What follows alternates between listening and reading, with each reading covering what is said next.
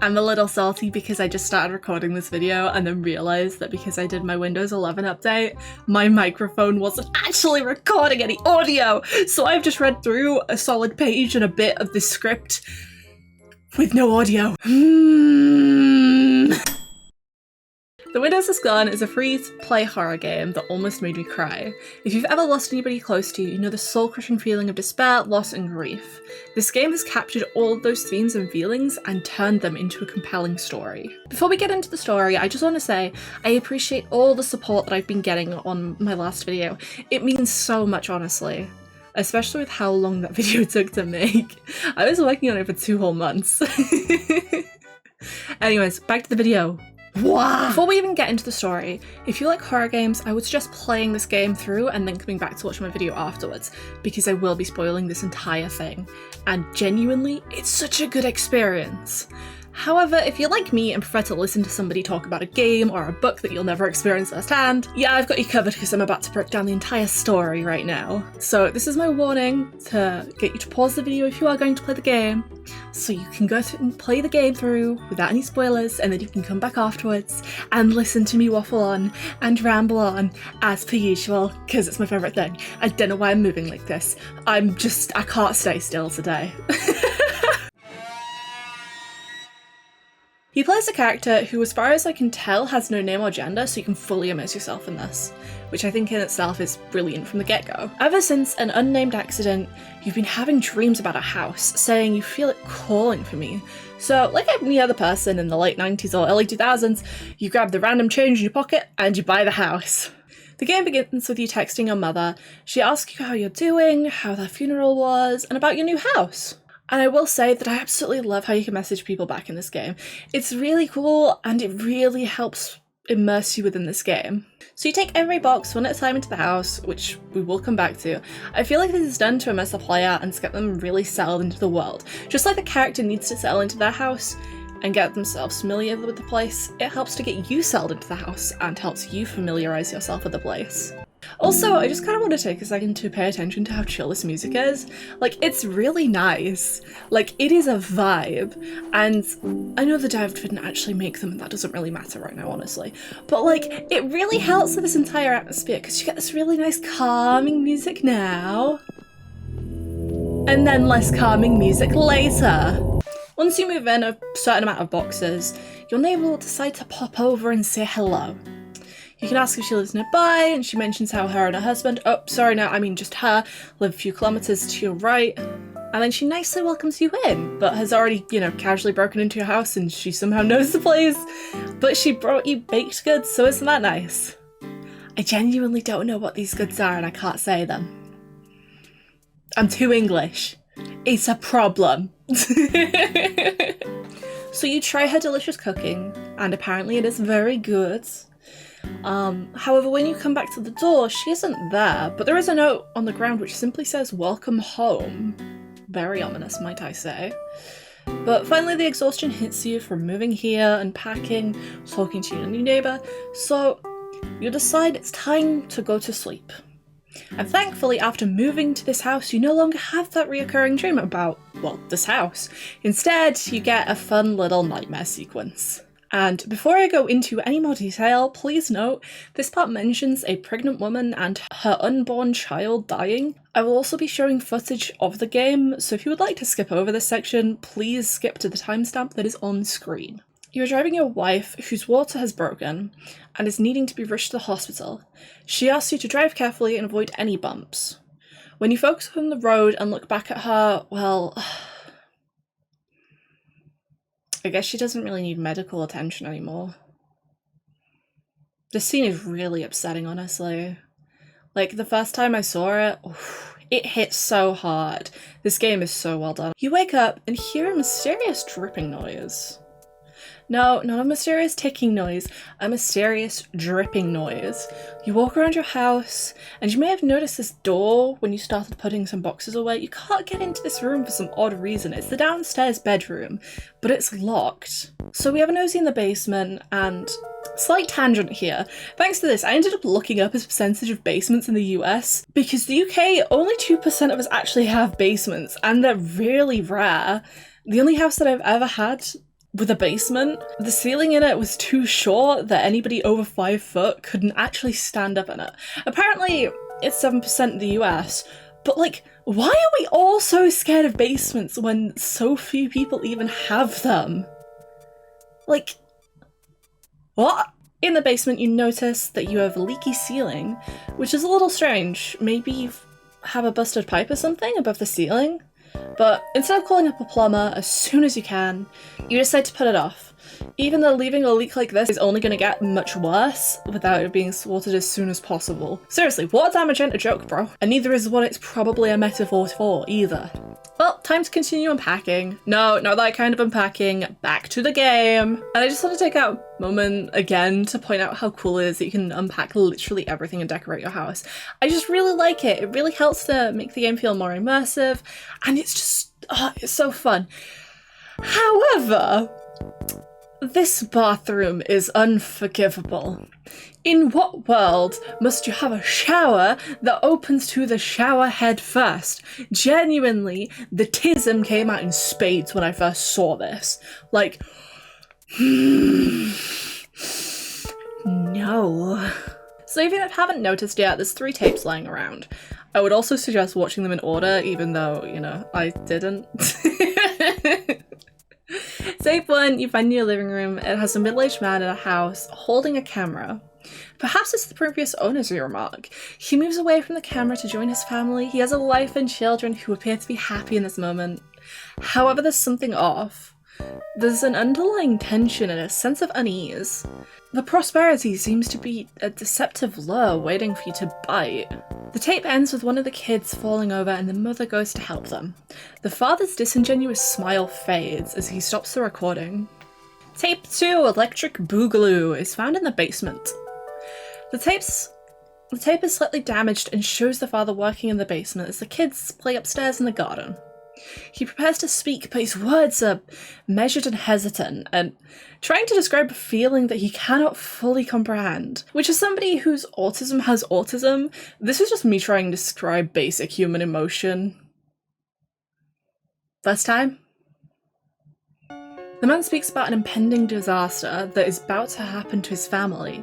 He becomes less coherent over time. He begins crying, but makes sure to be quiet so that nobody in the family knows about it, but he knows this event will be his fault. Finally, tape 3. As you go to inspect the tape, you question what you're even doing, as you bought this house while acting on impulse, but it's almost as if you didn't have a choice. Maybe it was due to the desperate wanting of a fresh start. You watch the tapes, and this time there is a man in the sunken place, I guess? He's hovering in the darkness. There are countless red lines, vein-like in appearance around him. They stretch as far as the eye can see. You feel the veins pulsating from beyond the screen onto you, onto your chest. You feel his despair, grief, and regret. It's suffocating, but you can't stop yourself from watching it. The camera is somehow a part of his body. It shakes and glitches. His words are fragmented. For a moment you're able to look into his eyes and you can see a deep ache, as if he carries an overwhelming burden. As the man is about to scream, releasing some of his pain, the tape ends, leaving you to feel broken over what you've just witnessed. You feel ashamed to look at your reflection on the TV screen, but this still feels like it was needed. Around here, your brother-in-law will message you to check in on you, and you can have some playful banter with him, but it doesn't alleviate any of the misery. So you get to go back to decorating your house again. Sometime around here, the doorbell will ring. Oh, sorry, no, I didn't order the void today. No, I think that was from my next door neighbour, actually. Oh, no, never mind, it's mine now. You grate the void, and suddenly your screen will gain a VHS tape filter, almost as if the camera is attached to you, maybe. The TV turns itself on. Under all the static, you make out the sound of someone crying. Once you turn all the TV off, you hear a noise of a door opening. The downstairs bedroom is opened, and there's a moving box in there, but you didn't bring this with you, so how did it get here? You open the box, and the first item is baby clothes. So I'm assuming this is a nursery. And there's also a couple of paintings that your wife painted, one of which was actually her first painting that she made. After you begin decorating the room, your phone will go off from a man who has actually spoken to you about your car's extended warranty, and sadly, your car has been declared a loss. And also I love this guy's contact name. Very cool. If you go to check the basement around now, you'll see the leak has caused a significant amount more of damage. You bring attention to the fast deterioration of the ceiling due to the leak, so you really need to do something about it soon or it will collapse. But you can barely look at it, so all you can do is ignore it.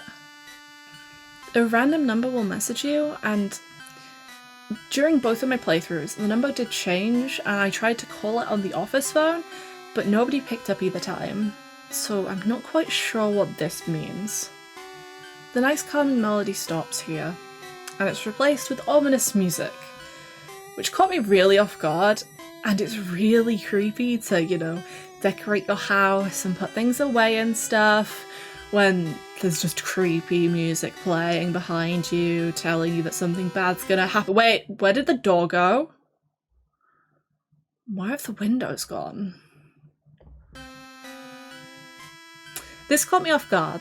When the doors and windows had disappeared, I wasn't really sure. I just knew that it had happened. And it's so creepy. During my second playthrough, I noticed this had happened again, and I noticed that it was like a slow process, that they were slowly disappearing. So I was just sort of waiting for them to go, and I was like just staring at them. A weird noise starts coming from the basement, so you go to investigate it. And I think you have to look into the only remaining window. The basement door slams as you inspect it. You open the door and, oh, the void! It's entered your house. You're stuck at the bottom of the stairs and able to go back into the basement as it's somehow been locked, and the void begins to grow and consume you. If you remember from tape 3, the man who was in this void of nothing with the veins all around him, well, you're in the same location now as him. You see all those veins around you, and you see somebody in the distance, so you begin walking to them as the music builds. As you reach them, they turn around to slowly look at you, and without a trace, they disappear. Suddenly, you're back in the basement stairwell. The door is still locked, forcing you to go upstairs. However, this is no longer the house you recognise. The stairs are cut off, stopping you from being able to go up there. The kitchen and the rest of the house is just covered in shadows, with the only light inviting you back into the basement, but the door is locked. So you visit your office, and I think somebody installed a portal to your house, pulling you back to the basement. The damage from the leak has gotten worse. It looks alive. It's moving now. You exit the basement and see Spooder wife, does whatever the Spooder wife does. Does she stare at you whilst you watch tapes? Yeah, she does. It's kinda weird. Look out. She's on the ceiling. If I keep this in, I'm so sorry for how jarring the vibe of this video is. But yeah, she is just chilling in the corner, don't mind her. So you find a tape labelled Birth. You find yourself instantly immersed in a nightmarish, distorted reflection of the man's tortured psyche. The screen is a collection of fragmented images, disjointed sounds and memories, and deeply unsettling feelings, somehow merged and played all at once. It's an incoherent mess. I can barely make out what I'm seeing, and it frightens me to my core, and at the same time, it's sort of beautiful and makes sense to me. The man's face and body are completely distorted, beyond recognition. If I ever knew who he was before, I can no longer and never will again. But at this moment, I feel an overwhelming surge of empathy for him, as if his pain reverberated within my body. The tape becomes a conduit for his suffering, a mirror reflecting my own battle along with his. The fragments of his voice reaching my ears like shards of broken glass speak of a foreshadowed catastrophe that has shattered his world just like mine. In the midst of this chaos, there's a moment of eerie stillness. This man's eyes meet mine through the flickering and glitchy screen, a fleeting recognition that sends a chill down my spine. He's now fully aware of my presence, and his torment beyond all confines of the tape. And then, in a crescendo of madness and despair, the tape abruptly cuts off. The abrupt ending leaves me gasping for breath, my heart pounding in my chest. The darkness lingers, echoing with unanswered questions and haunting whispers. It's haunting and inviting all at once. I'm left grappling with the fragments of his shattered existence, piecing together the shards of his unravelling mind. The tape has become a portal into the darkest recesses of our consciousnesses, forcing us to confront the demons that lurk within. I would go through this, but literally my script says, fuck me if you think I'm going through this bitch at 7 AM. And I stand by it even if it is 7 PM as I'm recording this. No thanks. That is a lot. That is a lot. You walk down to your office again, but this time it's almost like a maze, with paintings made by your wife but you've never seen them before. You end up in the basement again, but the mess made by the leak sounds like an infant crying and screaming. You make your way back to the kitchen and you find your wife just sitting there. The paintings took an eternity to finish, she remarks. You're able to talk to her and apologise for what happened, but she seems unfazed by it, focusing on the baby that you can care for now. The conversation ends with her mentioning that they should really check on the baby as it's probably hungry. You go to the basement and you find your wife talking to the mess as if it's your child. You can say that you miss her and you want to join her, and the baby misses you so much and is hungry all the time, and Jessica really wants to satiate the baby's hunger. She feeds the mass by crawling into it. You're left with two options. You can join your family, or let family go. Personally, I kind of like the third option of door. All jokes aside, this gives you two endings. In the good ending, you acknowledge that guilt has been haunting you since the accident, and so you built a labyrinth. But you found your way out, as it shows a shot of the house, finding a fresh start and moving on. Hopefully, anyways. The bad ending, you decide to join your family. You crawl into the screaming mass. The same text comes up on screen again about the guilt haunting you, and so you built a labyrinth. However, you allowed yourself to be lost. Finally, the camera pans to you hovering above the ground next to a chair. You took your life in order to join your family. So this entire section is just what I think of the game. I could be right, I could be wrong. Feel free to tell me your theories about the game in the comments. I would really love to see what other people think.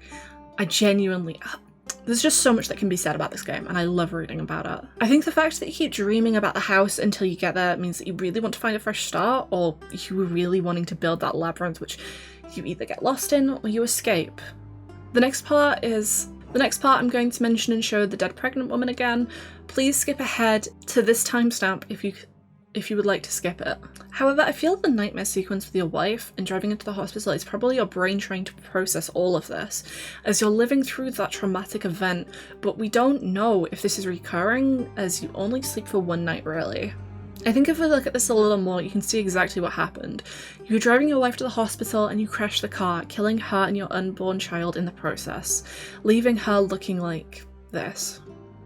However, the outside of the car is just red and orange, so I think the car might have started a fire or was set on fire in the process, which is why you're surrounded by a flaming inferno next to the corpse of your wife, trapped and unable to escape. When you wake up, you begin hearing the dripping noise, causing decay and mold to spread. I think this is your guilt and grief eating away at you.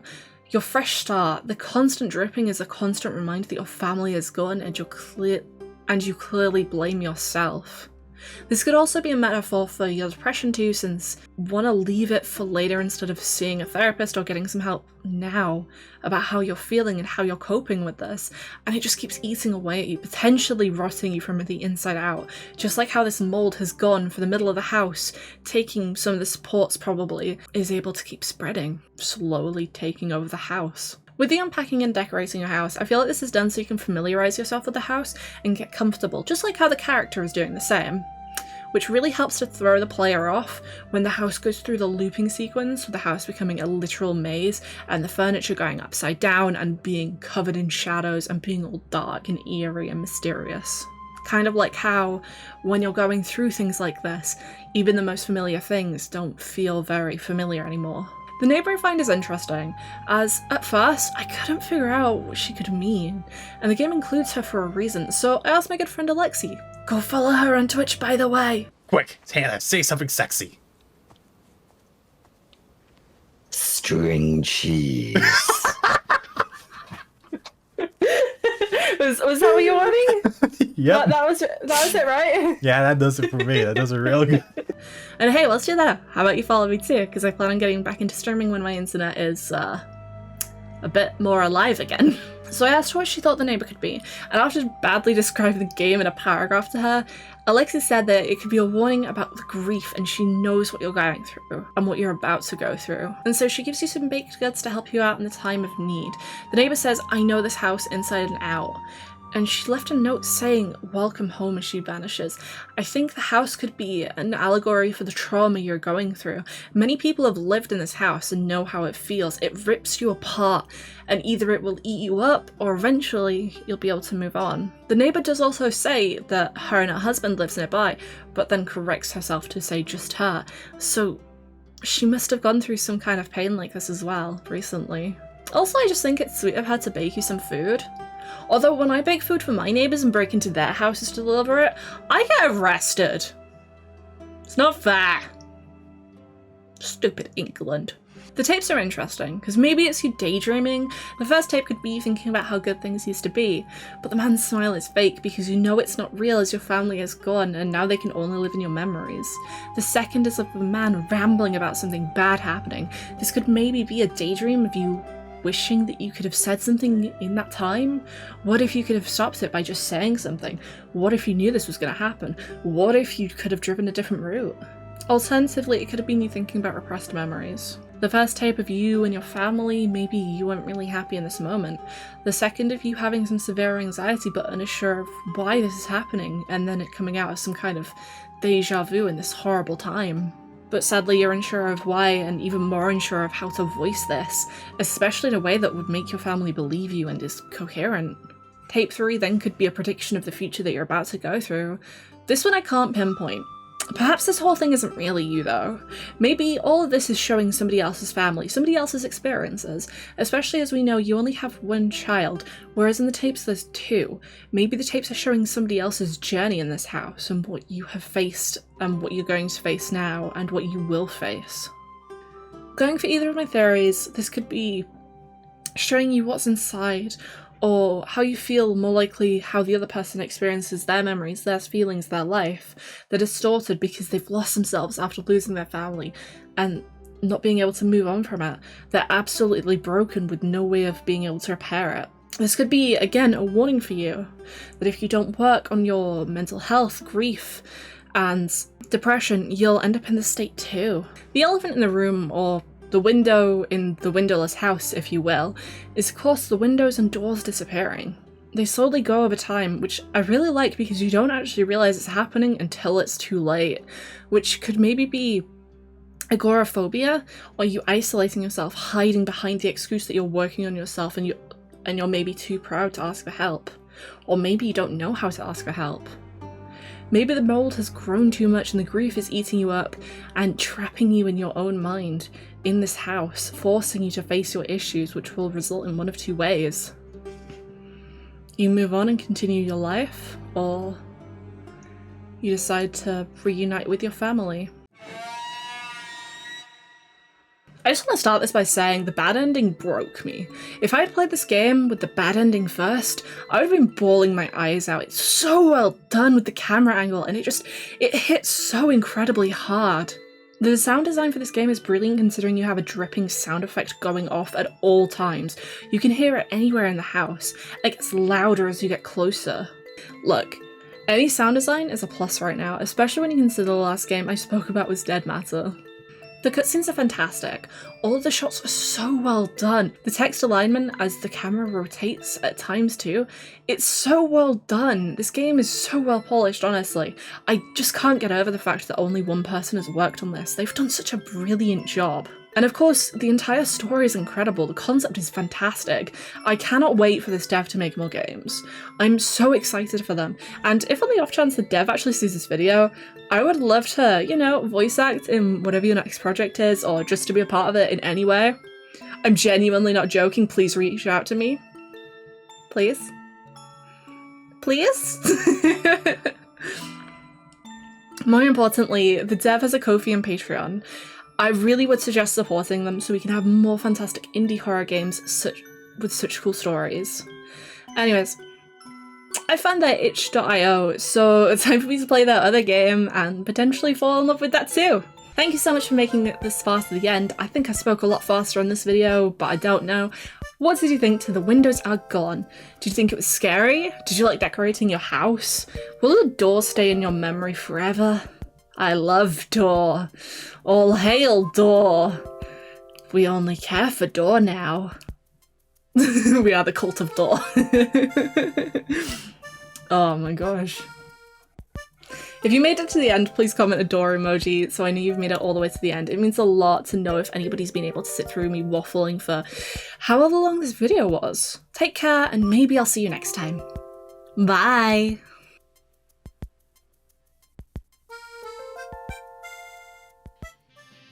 Spooder wife, does whatever the spooder wife does. Does she stare at you whilst you watch tapes? Yeah, she does, it's kinda weird, look out. She's on the ceiling.